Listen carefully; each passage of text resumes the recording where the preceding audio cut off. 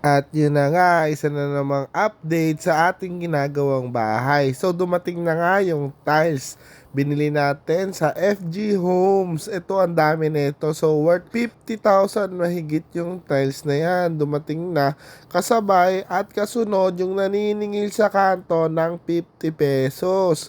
Ito, pinasok na nila yung mga tiles. Ito yung gagamitin natin sa CR. Ito sa ano? Ano sabi ko sa'yo, Dan? Sa biga. Ayaw namin ng ganyan. Yung nakalitaw yung mga tubo. Kaya nga, ibig ko sabihin, given na.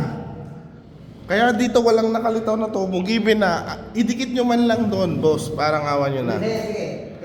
Hindi yung ganyan na naka-floating. At yun na nga, nasita natin yung gawa doon sa baba kasi naka-floating. Ayan, pinatingin ko naman yung doon sa may swimming pool kasi may tagas to banda doon sa hagdan.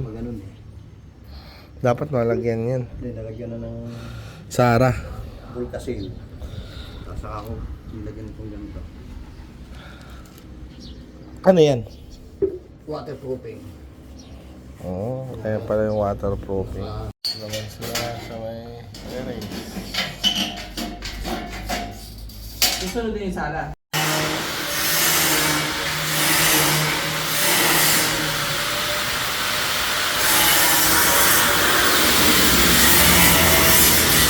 At yun, napakalupit talaga na itong mga construction boys natin. Nagawan agad nila ng paraan na idikit na nila yung tubo sa gilid.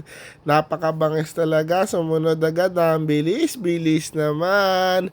Tapos ngayon, aakit ulit tayo sa third floor. Tayo ay sisilip kung anong ginagawa ng iba nating mga empleyado. So ito, pag akit natin dito sa taas, unang silip natin sa taas ay makikita natin dito si Ninong Batang na mamasilya na ng ating dingding. So dahil nga natuwa tayo sa ginawa nila at nasunod yung sinabi ko na ilagay sa pader at balak nila lagyan ng tambol yun. Ewan ko kung ano yung tawag nilang tambol. Comment down below kung alam niyo yung tambol.